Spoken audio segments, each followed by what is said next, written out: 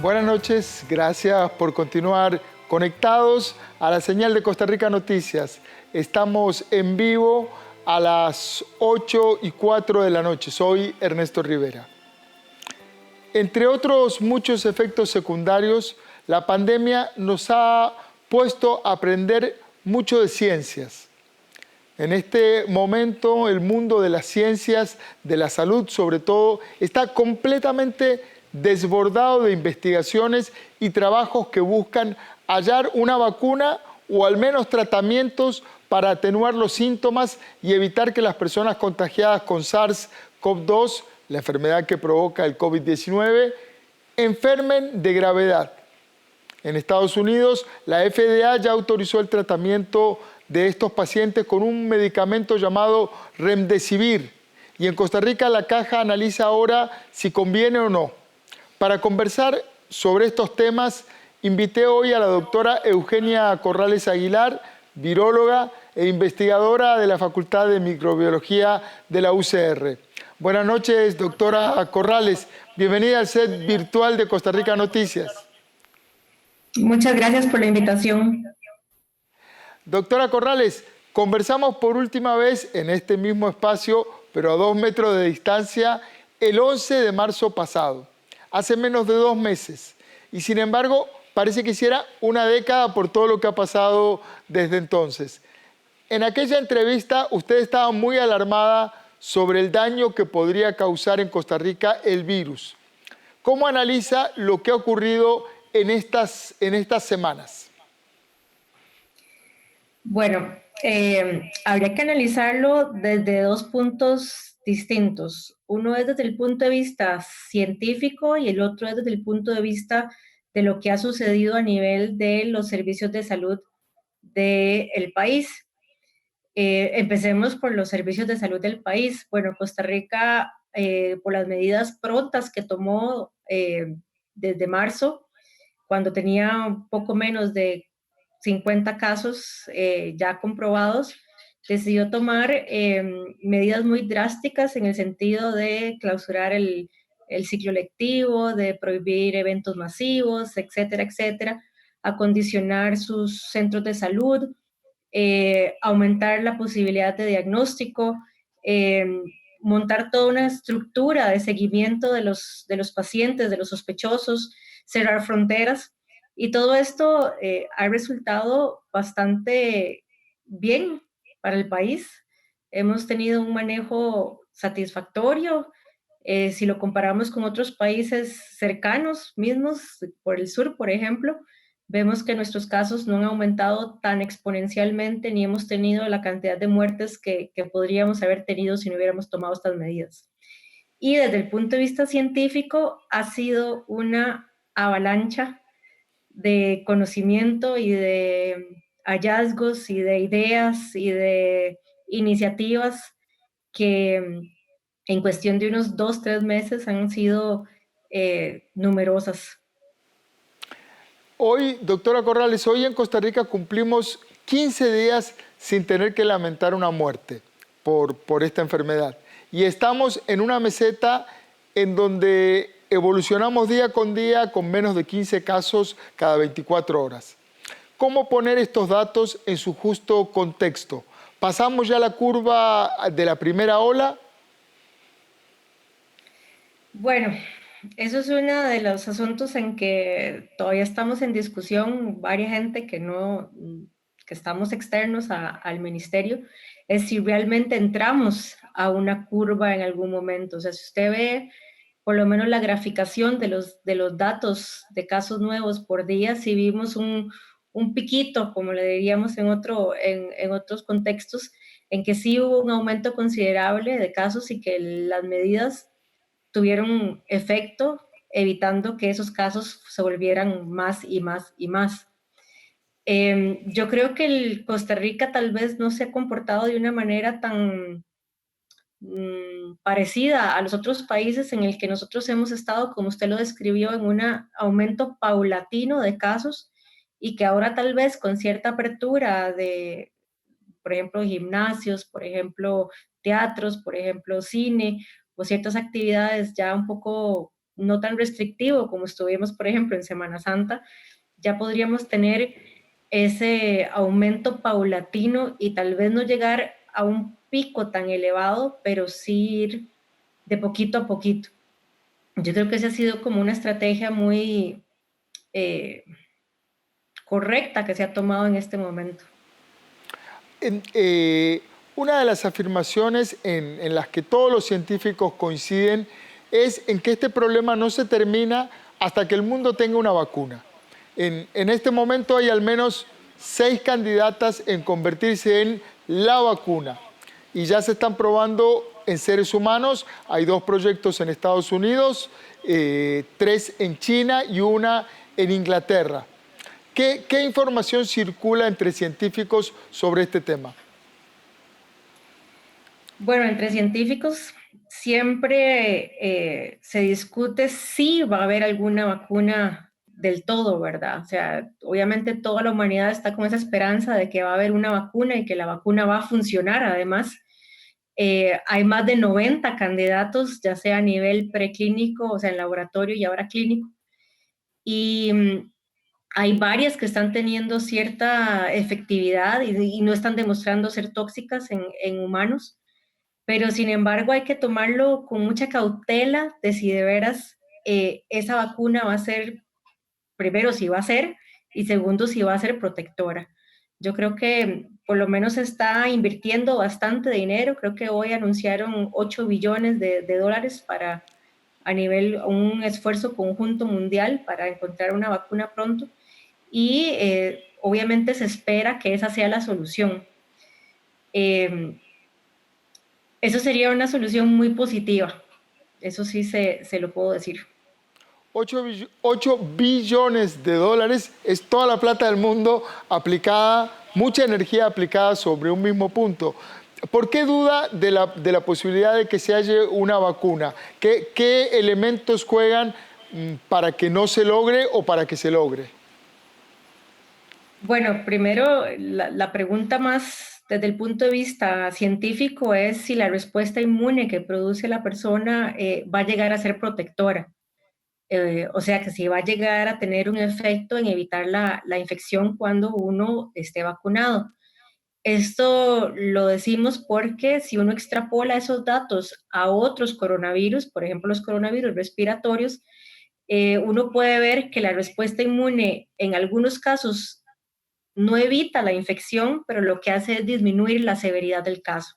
Entonces, eh, no sabemos si este virus, porque tenemos desde diciembre de conocerlo, si va a ser un virus que nos va a dar una necesidad de estar creando vacuna constantemente, como es el corona, como es el influenza, por ejemplo, que va mutando todos los años y por eso la vacuna se tiene que poner todos los años, o si va a ser un virus estable, como lo está haciendo hasta ahora, y la vacuna va a ser efectiva. Hacer una vacuna no es fácil. Si fuera fácil, tendríamos vacunas contra todos los virus y contra todos los patógenos que estuviéramos expuestos. Ahora lo que se quiere es, si se invirtió el dinero y si se está teniendo esta emergencia a nivel mundial, que tal vez todos los esfuerzos estén dedicados a encontrar esa vacuna. En el caso de la influenza hay que probar continuamente nuevas vacunas. Se van generando nuevas vacunas, una versión sobre otra versión, como un programa de computación que tiene un update permanente. Bueno, es que o sea, la forma de hacer la vacuna ya está estandarizada, entonces o sea, ya se tiene el mismo procedimiento todos los años. Lo que cambia es el virus original al cual se tiene que hacer la vacuna, porque la influenza va cambiando cada año por las mutaciones naturales del virus y por la presión que ejercemos nuestro sistema inmune sobre ese virus. Y entonces lo que se hace es un mapeo de cuáles son los virus que están circulando y se adivina o se calcula o se hace una proyección educada de cuál va a ser el virus que va a circular el año entrante. Y por eso todos los años va cambiando. Ahora, la otra vertiente de investigación está en ver o en analizar medicamentos que sirvan para dar tratamiento para atenuar los síntomas. Se está hablando mucho de Remdesivir. Cuéntenos un poco qué es el Remdesivir y qué tiene a favor y qué tiene en contra. Bueno, el Remdesivir es una droga que se empezó a probar contra el ébola, que es otro virus.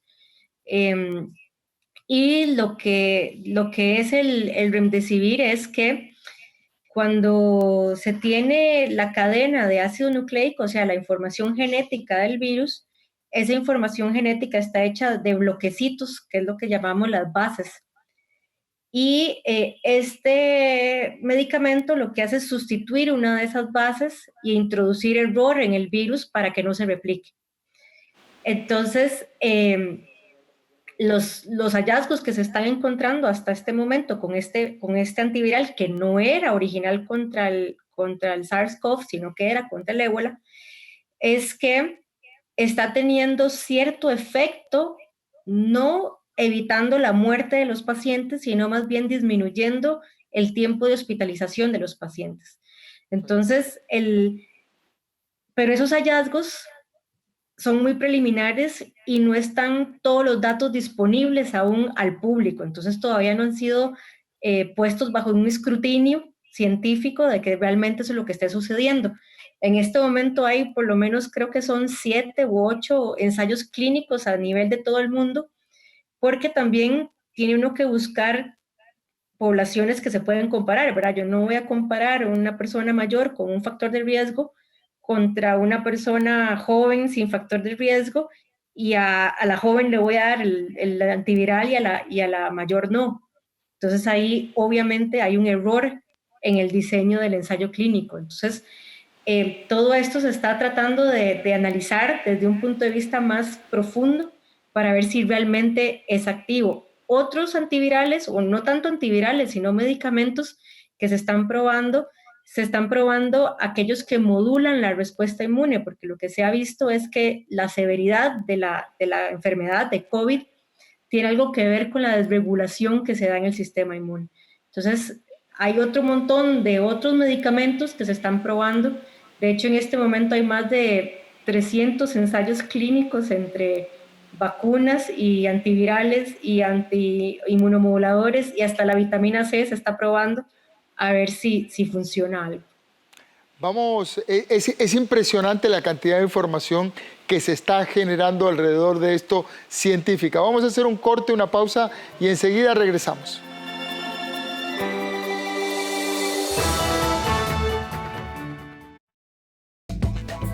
Durante 8 episodios nuestros participantes se han tenido que enfrentar a retos, presiones, pero sobre todo a una aventura culinaria que nos ha hecho conocer un poco más nuestra gastronomía costarricense. Pero solo 2 de ellos fueron los mejores y están el día de hoy aquí, en la gran final de La Sazón que nos une.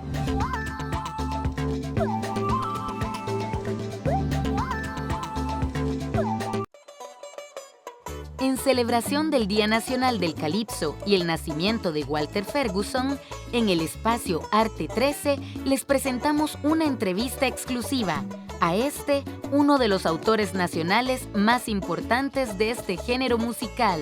Yo me gustaba mucho el calipso. Cuando yo hace un calipso, yo hace con mucho broma. La gente me dice, cántame un calipso. Yo canta.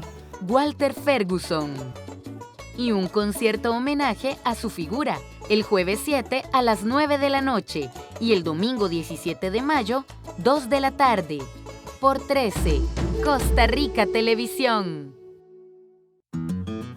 ¿Cómo se previenen los virus respiratorios? Lavándose las manos constantemente, tapándose la boca con el antebrazo o un pañuelo desechable al toser o estornudar, evitando tocarse la cara, boca o nariz si no se ha lavado las manos, y no asistiendo a eventos masivos. Cuídese, su salud está primero. Un mensaje de CINART, Costa Rica Medios. Nuestras manos. Comemos, trabajamos, saludamos, creamos. pero también son una fuente de contagio de virus y bacterias. Lavarse bien las manos es la mejor defensa para prevenir al coronavirus COVID-19. Ojo, es muy simple. Humedezca las manos y cierre el tubo. Aplique suficiente jabón. Frote por delante y por detrás de las palmas de las manos, los dedos, las uñas, las yemas de los dedos. Cuando se seque, use una toalla desechable y use la misma toalla para cerrar la llave. Prevenir el coronavirus COVID-19.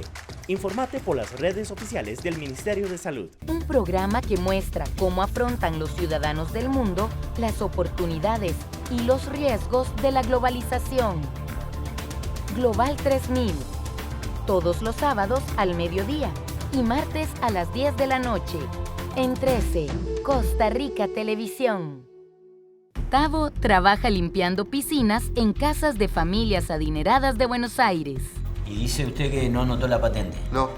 ¿Usted está seguro que lo siguieron? Sí, me siguieron. Es testigo de una extraña situación que termina por envolverlo en una trama policial muy peligrosa. La seguridad serías vos, que de cada casa sabés todo. Sabés a qué hora se va el dueño, cuándo se va a la cama. Barrefondo, una interesante cinta de suspenso. Te habrás enterado que ocurrieron varios robos en la zona. No, parcero, no puede pasar. Necesito pasar. El jueves 21 de mayo a las 9 de la noche. Aquí en 13, Costa Rica Televisión. Este es el programa de televisión costarricense que desde hace 15 años promueve la inclusión de personas con discapacidad y personas adultas mayores. Conscientes de esta oportunidad, aprovechamos el espacio para compartir con ustedes contenidos de calidad que le aporten a su vida y de los que ustedes son partícipes.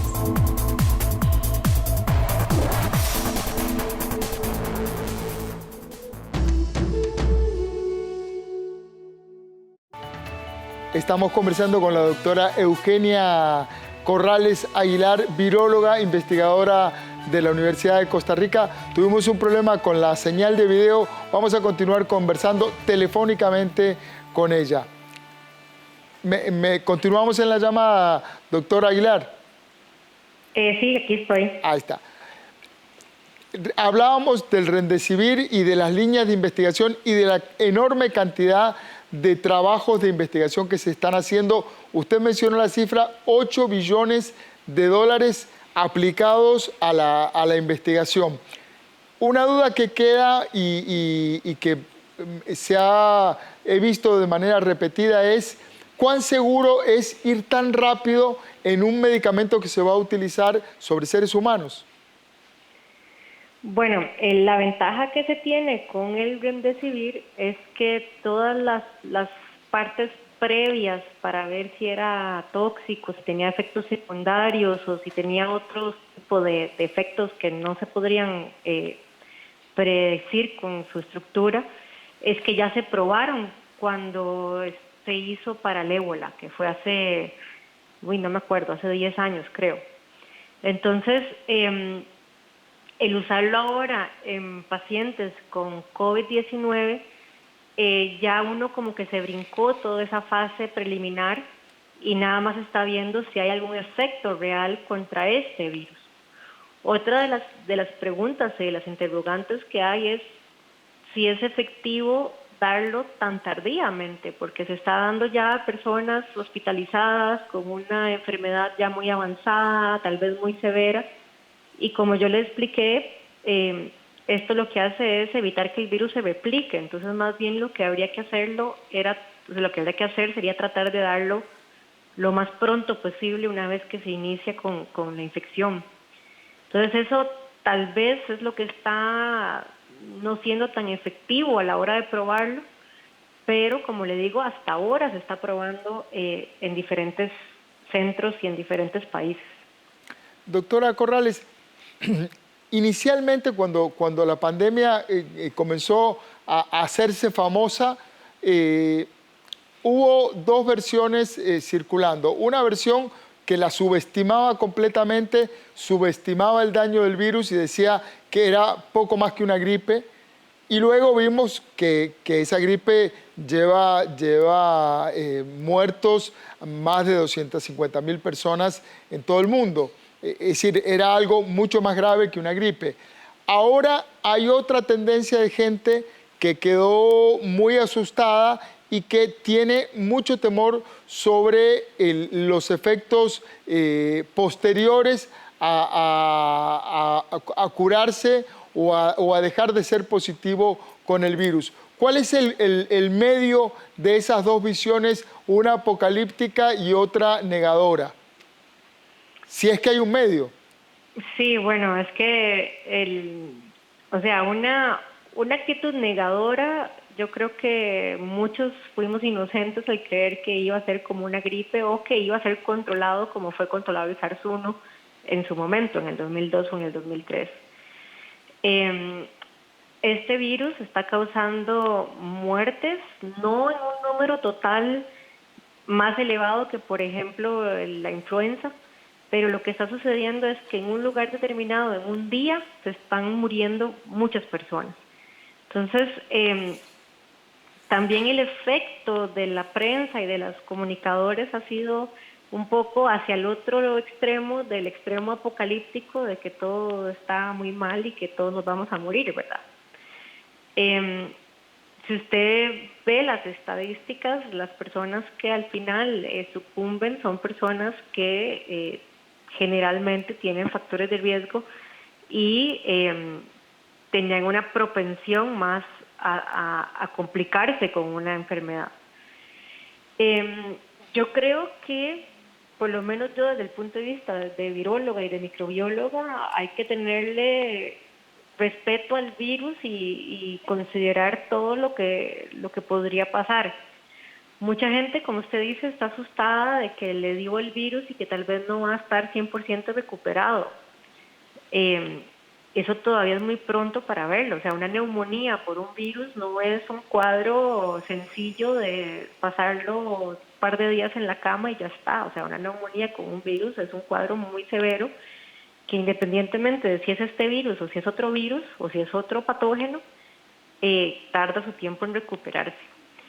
Mucha gente en Costa Rica ha sido, ahora tenemos más recuperados que enfermos activos y muchos ni siquiera tienen algún signo de haber estado infectados, ni siquiera. Entonces, yo creo que hay que tener un poco de esperanza y hay que tener un poco de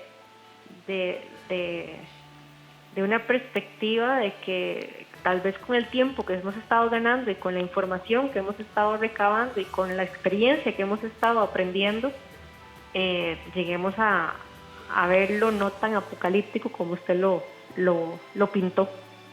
Muchísimas gracias a la doctora Eugenia Corrales, viróloga, microbióloga, investigadora de la Universidad de Costa Rica. Se nos acabó el tiempo. Agradecerle, doctora, su buena disposición de siempre y su claridad. Muchas gracias. Y a ustedes, muchísimas gracias por estar ahí. Gracias por acompañarnos en estas jornadas noticiosas. Recuerden, trabajamos para usted. Somos la televisión pública de Costa Rica.